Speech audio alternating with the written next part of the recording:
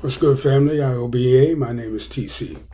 So, the other day I'm looking at my subscription count, and I'm looking and look like I lost a couple of subscribers. The thing with me is, yeah, I care about people unsubscribing. However, if the people that subscribe to my channel subscribe for the wrong reason, I'd rather they weren't here. That's honest right there. I'd rather they weren't here because in order to be, listening to a cat like me, you got to have like a deep understanding of how the world really works from an everyday man point of view. All right, you gotta understand a little bit about, the psychology of people. You got to know how to cut through all the bullshit and get to the bottom line. Get to the core reason things are happening. When I say bottom line, the real reason things are happening as they are happening. Now, like I'm saying all that to say the election that's coming up. Now, I said a bunch of times, I'm not afraid of Donald Trump getting in the White House. But that don't mean I want Donald Trump in the White House. It just means that I'm not afraid of him or his policy positions. I said that Donald Trump and the Republicans are sometimes better for black people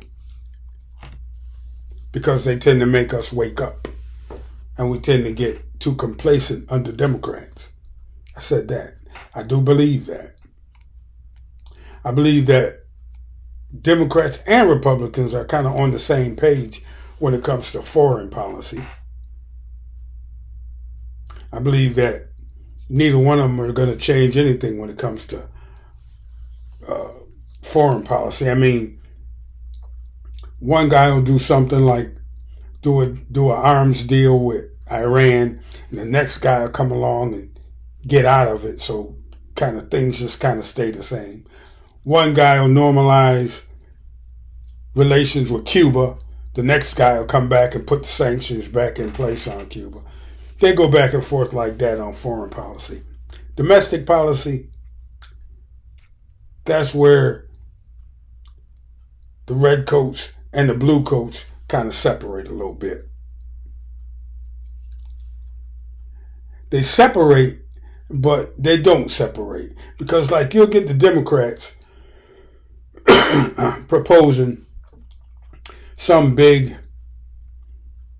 program that's going to help working people, help poor people.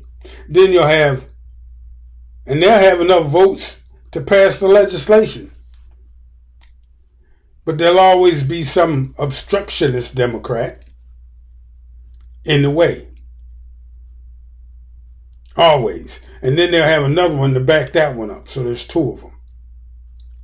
Was that a guy named Joe Manchin? Him and that Christian Cinema. I think I said her name right. That lady. They were obstructionists. They were blocking all the Biden shit. A lot of it got through, but the real game-changing shit, it never passes. Because there's always some obstructionists in there. And that's on purpose. They just want things to chug along at a fucking snail's pace. Not too far to the left, not too far to the right. Move into the future only when they have to. That's why the United States is so far behind other industrialized countries when it comes to shit like infrastructure and education. Now, my whole thing though with Republicans is this.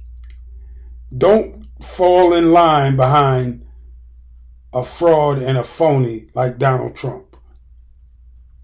Don't do that. I mean, he's not even, to me anyway, he's not even really a serious individual. He's not. He's making serious life-changing decisions, but he's not a serious individual. Why do the Republicans always have actors and game show hosts and movie stars and shit as their politicians? It's like they living in a fantasy land created by fucking Hollywood or something. And they get some motherfucker that they seen on TV and they fall in love and tell this motherfucker he should run for office. And usually the motherfucker be dumb as a box of rocks. The Democrats, they be putting up lawyers, engineers, shit like that. Real statesmen. You know what I'm saying? Kamala Harris, lawyer. Barack Obama, lawyer. If I'm not mistaken, I think Joe Biden's a fucking lawyer. But I'm just saying. I ain't no fan of Kamala Harris. Don't get it twisted. But I really, really, really don't think a guy like Donald Trump should be back in office. Now, if my saying that gonna make some of you motherfucking conservatives who think that I'm on y'all side, disengage or unsubscribe from my channel, I really don't care. Because I'm just going to tell the truth as I see it. I don't think Donald Trump deserved to be allowed into Washington, D.C. Had it been any other Republican, I could almost see some of y'all's points. Some. Especially when it comes to immigration. But this motherfucker right here needs to go. And furthermore, having Kamala Harris in the White House, is she going to run a Joe Biden / Barack Obama playbook? In other words, nothing will fundamentally change. Remember that. Remember who goddamn told you. Nothing going to fundamentally change. Didn't you hear Joe Biden say that?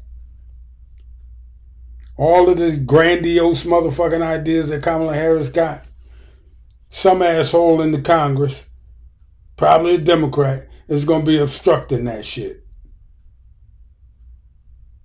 So nothing will fundamentally change unless you do executive orders on everything. You even heard the goddamn Republicans back in the day say that they was going to do everything they could to make sure Barack Obama was a one-term president. It didn't work, but they goddamn sure obstructed his ass to the 9th degree. Whatever the fuck they could block, they blocked. And whatever executive orders and policies he put in place, they were allowed to run out or reversed altogether by Trump. You see how that works? Shit stays the same. That's how shit really go in this world. You got to understand that. And you ain't going to get that from somebody talking about their emotions. There's a young man out there called Afro Think Tank. Now, I like the kid. He's a Pan-Africanist brother. But sometimes he get it wrong. Sometimes he gets it wrong. Now, I'm not going to jump on anybody's side like Tariq Nasheed, who don't know me from a bag of hammers, but I'll also agree with Afro Think Tank that Tariq Nasheed is more of an entertainer, entrepreneur than a black leader. Matter of fact, he don't even like being called a leader because he's not. But he could sell ice to an Eskimo. Or at least he think he can. And he co-opted the term FBA from ADOS. And that was kind of shiesty. But when I want some real common sense, commentary, I don't go to Tariq Nasheed. I go to Yvette Carnell and I go to Antonio Moore. Now, for Afro Think Tank, he's all up on Kamala Harris and telling us we don't have an FBA agenda. Yes, we do. Go to ADOS.com. Go to ADOS.com or check Yvette Carnell's channel out, and you will see a transformative black agenda right there, listed in black and white. Go right there. I'm tired of motherfuckers saying that we don't have an agenda. Y'all don't know where the fuck to look, do you? Right there, blackagenda.com. ADOS.com. Follow the links. Or go to Yvette Carnell or Antonio Moore's channel and follow the links to the Black Agenda and you will see it all laid out right there. Calls for real police reform, calls for reparations, calls for a lot of things. Just go there and look. It's right. It's been there for a while. So stop saying we don't have a fucking agenda. That's bullshit. Second, Professor Black Truth and Jason Black are not the same fucking guy. Motherfuckers been saying that shit for the last 10 years. They're not the same fucking guy. No, you can't see their face. I don't know why people even still having this argument, but they're not the same fucking guy. They're just not.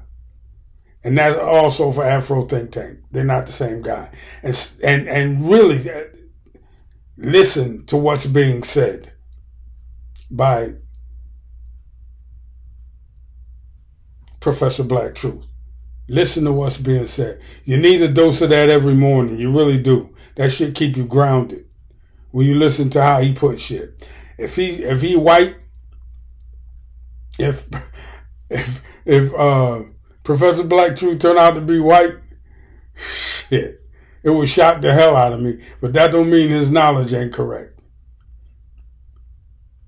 I already know Jason Black is not white. He's not a white man. So, Afro Think Tank, yes, you're a very smart brother. You got a lot of good knowledge. I like all your shit. But some of your facts be a little bit questionable. You need to, dig a little deeper sometime. I ain't gonna unsubscribe from your channel or stop listening to you, but I feel like sometimes we all get shit wrong. And that's that. But as far as voting for Kamala Harris, yeah, we got to vote for Kamala Harris. We got to. We got to vote against Donald Trump, and we got to make the vote count. In other words, it can't be a protest vote. We got to make it count. Because these motherfuckers is talking about, even if Donald Trump lose, they're not going to certify the election. They're going to do this. They're going to do that. Listen, we got to make the shit a landslide. You know what I'm saying? It's got to be like 340 electoral votes to, 196 or some shit like that. It's got to be a goddamn landslide. Otherwise, if it's close, if it's within striking distance, Donald Trump and his cohorts going to try to tear the country up again. They're going to try to tear the country up again. And I'm going to tell you this, then I'm going to walk. If Donald Trump get back in the White House, now anybody that knows me know I'm anti-firearm. But if Donald Trump get back in the White House, I'm tooling up. If Donald Trump gets back in the White House, I'm tooling up. Because I refuse to be a soft target for these motherfuckers when they start to run amok. You dig me? With that, I'm on bounce. Don't forget to hit the subscribe button on your way out if you like what you hear. If not, don't forget to like. Don't forget to subscribe. I'll catch you on the next one. TC, and I'm out. Peace.